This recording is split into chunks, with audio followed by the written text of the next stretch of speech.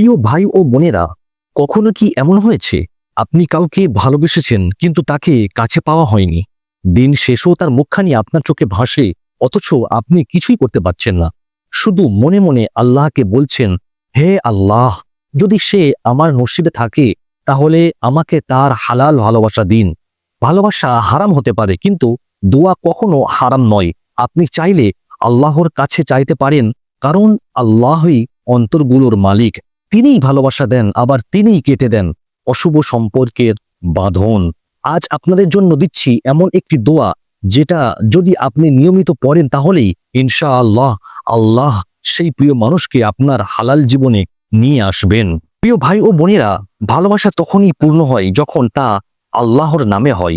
তাই হারাম ভালোবাসার পিছনে দৌড়াবেন না, বরং হালাল ভাবে প্রিয় মানুষটিকে পাওয়ার জন্য বেশি বেশি দোয়া করুন। তাহলেই আল্লাহ সুবহানাহু ওয়া তাআলা আপনার জন্য কল্যাণ নির্ধারণ করবেন। প্রতিদিন তাহাজ্জুদের পর অথবা নামাজের পর এই দোয়াটি করুন, অন্তর দিয়ে করুন। দেখবেন কিভাবে আপনার প্রার্থনায় আল্লাহ সাড়া দেন। আল্লাহ আমাদের সকল হালাল ভালোবাসাকে কবুল করুক, আমিন। আর যদি না হয় তাহলে আমাদের এমন ধৈর্য দিন যাতে আমরা হারাম পথে না যাই। প্রিয় দর্শক, আপনি যাকে দীর্ঘদিন ভালোবেসে এসছেন তাকে নিজের জীবন সঙ্গিনী হিসাবে পেতে চান, তাহলে এই দোয়াটি শুধু আপনার জন্য। অবশ্যই আপনার ভালোবাসার মানুষের জন্য এই দোয়াটিকে নিয়মিত পাঠ করতে পারেন।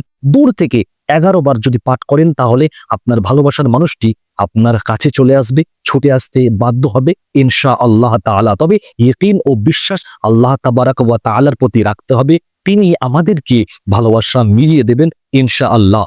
দিনের যে কোনো সময় ভালো হবে নামাজের পরে পরে যদি এই দোয়াটিকে পাঠ করতে পারেন। সর্বপ্রথম ইস্তেগফার 3 বার পাঠ করবেন, 3 বার দরুদ শরীফ পাঠ করবেন। যে দরুদটি আপনার মুখস্থ আছে সেই দরুদটিকেই পাঠ করবেন। তারপরে এই দোয়াটিকে পাঠ করবেন, তারপরেও আবার 3 বার দরুদ পড়বেন।